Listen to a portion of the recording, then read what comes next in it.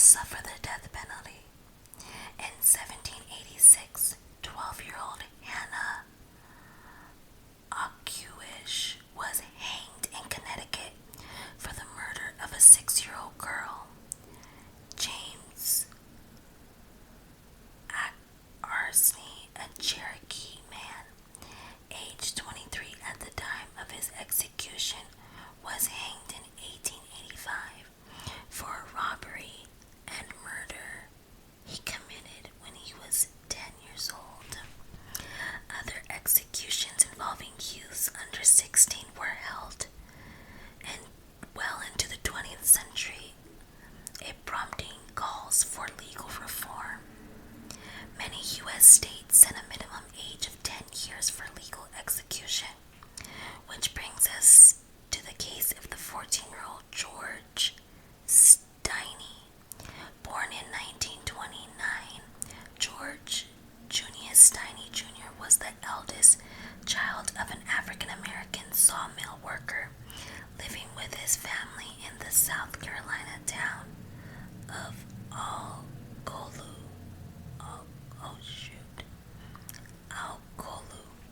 On March 23rd, 1944, two white girls, 11-year-old Betty June Binniger and 8-year-old Mary Emma Dames, went missing in an area not far from the Stinney family home.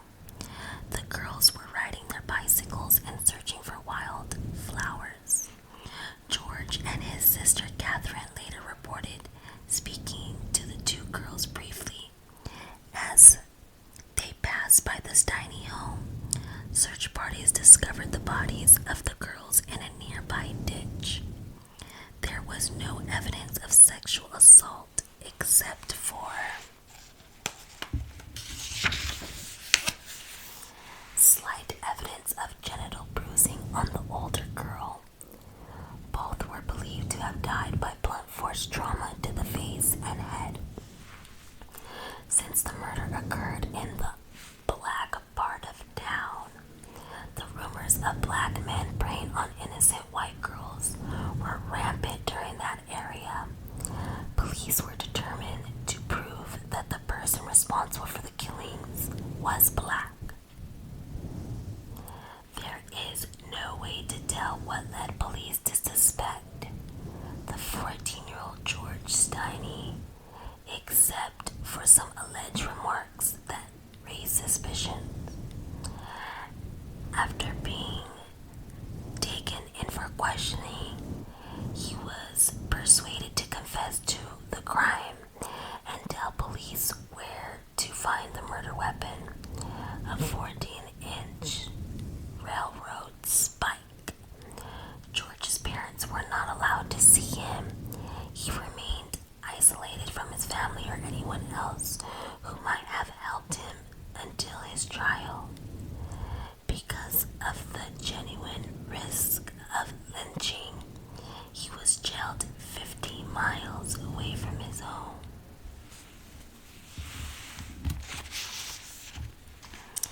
Almost immediately after his arrest, details of George's confession leaked to the newspapers, which quickly declared him guilty even before his trial. George's father lost his job, and the family was forced to leave town, never to return. Despite their status, the family defended George, though prosecutors thoroughly stacked the case against him. The trial took only 1 day, but there was no physical evidence that linked George to the murder, and no written transcript of his alleged confession. Instead, the court accepted the testimony of the 3 police officers who provided the confession verbatim. The defense attorney, State Tax Commissioner Charles Plowden, who the court had appointed, made no objections to how police obtained the confession.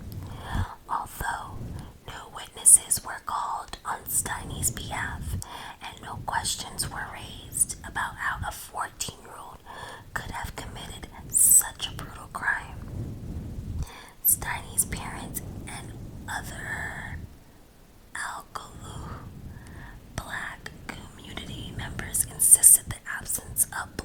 found at the scene strongly suggested the girls were killed elsewhere and dumped the cast suspicion on a black person.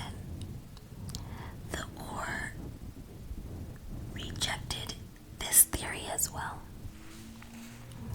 After only 2.5 hours of deliberation, the trial went to an all-white jury, which only took 10 minutes to find George guilty, with no recommendation for clemency.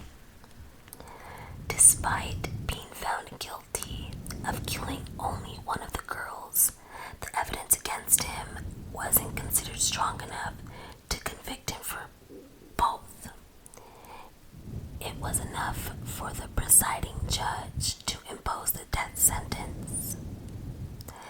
This sentence certainly went over well with the more than 1,000 white people crowding the courtroom, no blacks allowed, and the date of the execution was set for June 16th, 1944.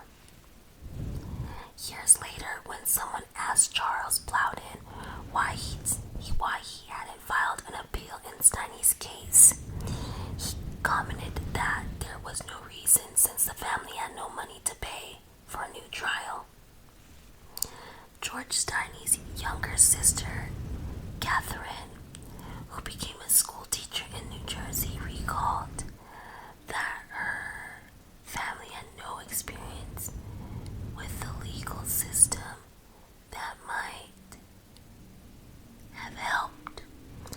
All that her mother was able to do was to pray. The only real resources the Stinney family had was to appeal to then the governor, Olin D. Johnson, to commute the sentence to life in prison. Representatives from the CIO Tobacco Growers Union, the National Maritime Union, and the various ministry groups also pleaded for clemency in the case.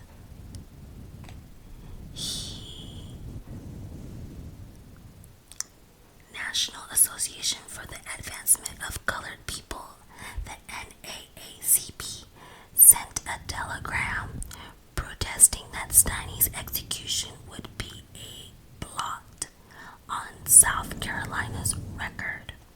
The governor, who publicly stated that he reviewed the court records and found nothing wrong with the trial process, ordered the execution to proceed as scheduled. In a rather bizarre reply to some of the ministers pleading on Stinney's behalf, Johnson stated that he had nothing to do with the case and that even the colored people of Alcolu would have lynched this boy themselves had it not been for the protection of the officers. Exactly how the governor came to this conclusion remains a mystery. Johnson even visited Stinney in his cell on the evening of his execution to tell him that he had no intention of interviewing.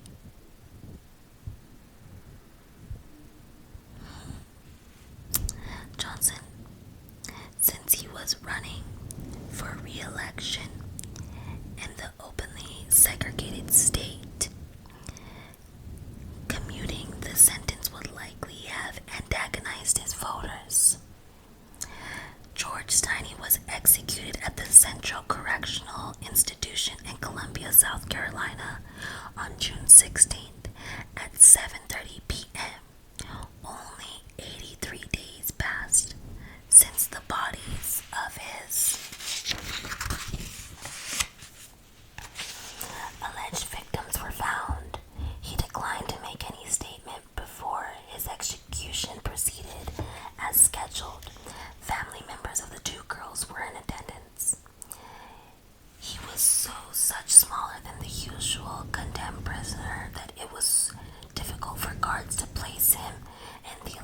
chair. The adult-sized face mask didn't even fit the 90-pound Stinney and slipped off after the first jolt of electricity hit. It took 3 jolts of electricity in 3 minutes before the presiding doctor could declare him dead. George Stinney was the 179th prisoner to die in the electric chair since its introduction in 1912. Though the case polarized race relations in South Carolina, for many years to come, there were no immediate reaction to Stinney's execution. But the decades that followed, numerous other teenagers will also be executed, though George Stinney remains the youngest. His name appeared in the newspaper stories about teenagers facing execution, but with little speculation about his guilt or whether he received a fair trial. In 2013, decades after George Stinney Jr.'s execution, supporters pushed to reopen his case. George Frierson, a school board member who grew up in Alcaloo, hearing stories about the execution, pushed for exoneration. Why was George Stinney electrocuted? He asked in a 2013 media interview. The state can't produce any paperwork to justify why he was. Frierson and his fellow supporters collected affidavits from the surviving members of the Stinney family. One sister, Annie Ruffner, who was 7 at the time, reported that the police arrested her brother shortly after finding the girls' bodies, and they wouldn't see him again until after the trial. In the same news story, Charles Stinney, George's brother, said he had no problem recalling the events of the 1944 vividly because on March 24th, 1944, the events that followed were our personal 911. Reopening the case proved difficult due to the lack of court records. Aside from a few cryptic notes, nothing seemed to survive about how police obtained Stinney's confession. Stinney's supporters suggested the police may have coerced the confession through threats or the promise of ice cream. On the other hand, the hundreds of letters and telegrams sent to Governor Olin Johnson in the weeks leading to Stinney's execution were all preserved. They offered a sobering glimpse of the kind of pressure Johnson faced both for and against commuting Stinney's sentence, along with the various appeals to save a 14-year-old Stinney's life. There were numerous calls for his death. Many of these letters used extremely crude language and suggested the execution would send a message to intimidate other black youth from following his example. Some of the notes were written anonymously and referred to George Stinney as a little animal who deserved to die. One particularly vicious note to the governor said, "Yes, he should die. We have children, and that's the way we feel. We are ashamed of our whites who are sticking up for the Negroes, and we are proud of you." The widespread fear of a black-on-white crime that gripped South Carolina society at the time seems evident enough, and it reinforces the politics that played into Johnson's decision not to commute Stinney's sentence. Perhaps not surprisingly, new evidence soon came to light. Even the case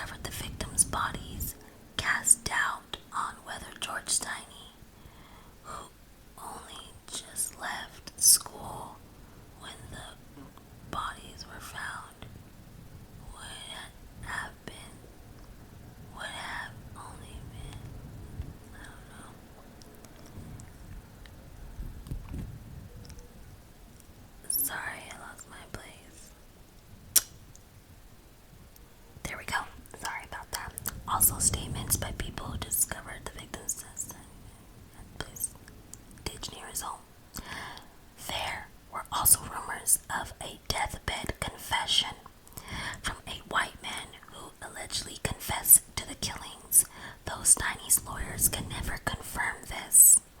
Finally, on December 17, 2014, Judge Carmen Mullen formally vacated George Stinney's conviction.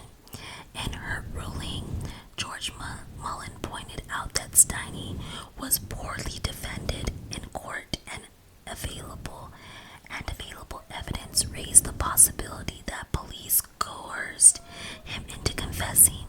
Combined with his age at the time of the execution, his sentence represented cruel and unusual punishment.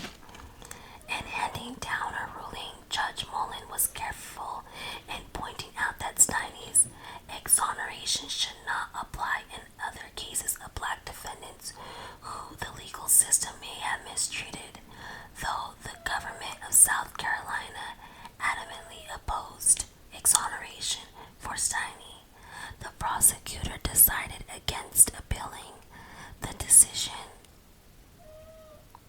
or retrying the case given the absence of surviving evidence. George Stinney's family and supporters treated the decision as a victory, but the surviving family members of the two murder victims openly criticized Judge Mullen's ruling. Regardless of the weakness of the case, they remained convinced that Stinney was guilty. Frankie Bailey Dyches and Betty June Binnicker's niece shared her memories about Stinney, with the reporters arguing that he had ample time to tell the truth if he were coerced. It's always been one-sided. She complained, "They're trying to make it about race, and it wasn't. It's not that we believe hearsay and we grew up with all these years. We've done our research. We've talked to people that were there. The people who read these articles in the newspaper don't know the truth." She insisted that even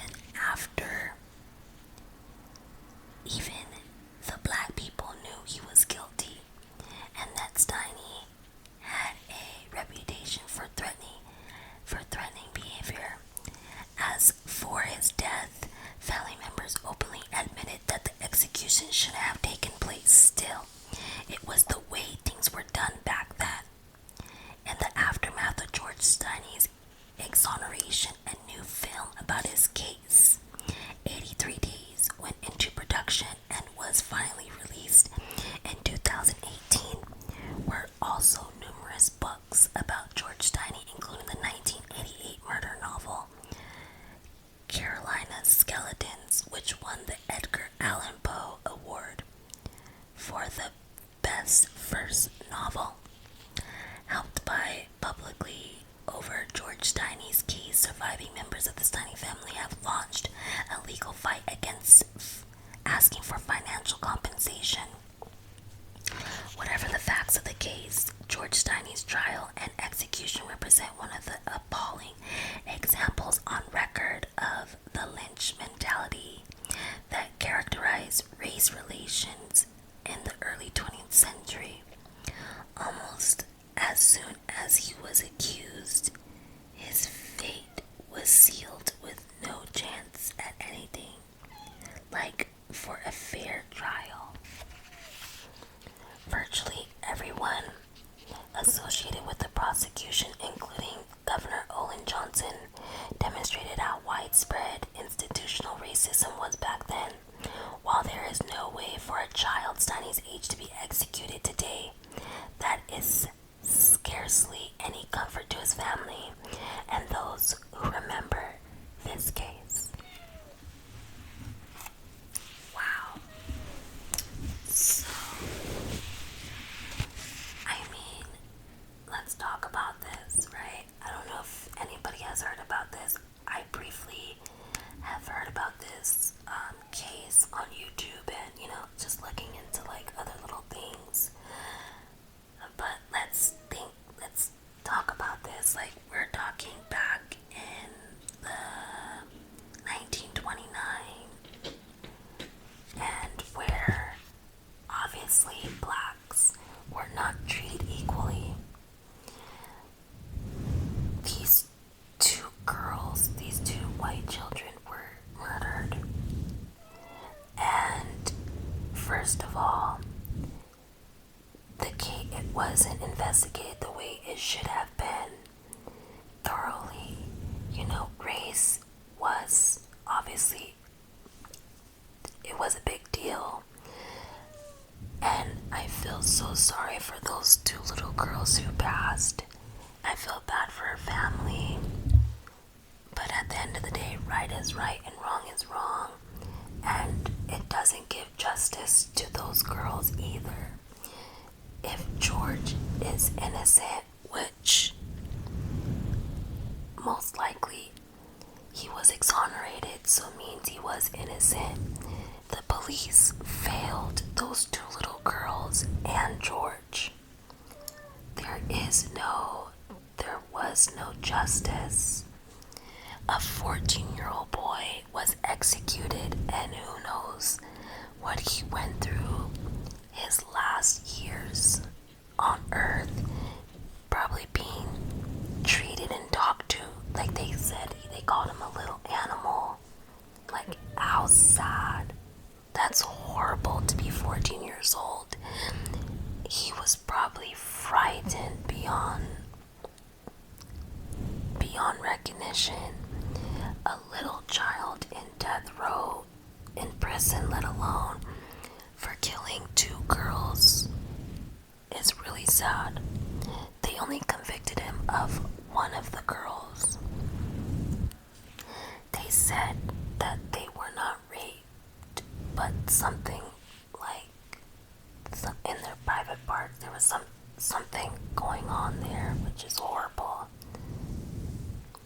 It's just so sad. Like, think about it. Like, race was such a big issue back then, and still today. But anyways, I'm just talking about this case particularly. That we're forgetting that these are real people. These are real. This was a child being electrocuted for a crime he did not commit. Race just blinded the world back then, and it's just so sad. So it's just so sad. I could, oh my Lord, only imagine as a mother to see your child be electrocuted, or know they're being electrocuted. They weren't even allowed to see their son, brother, or anything because there was no blacks allowed. The family members of those two girls were able to be there to watch this boy being killed. And it seems the family and people are against that they exonerated this boy's name after so many years, decades. It's almost maybe like almost like what, 90 years ago, give or take. It's horrible. It's so sad. The system is so horrible. Imagine how many people, innocent people, are in prison. There's a lot. I wouldn't doubt it. We hope the system plays fair and, gives everybody a chance, but we can't be oblivious to the truth, right? So sad. So sad that the way he died. I feel so sad for those little girls as well. Let's not forget that. There is nothing positive about this case. Everybody lost somebody they loved. I feel so bad for the family, for both families.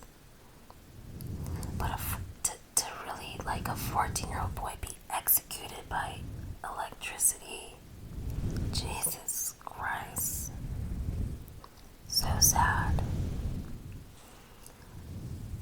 Well, I hope you guys enjoyed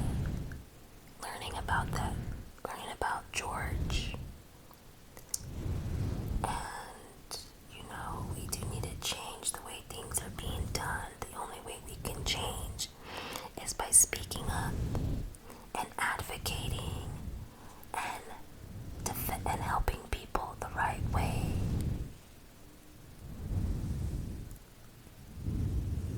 Those poor little girls didn't deserve to die as well.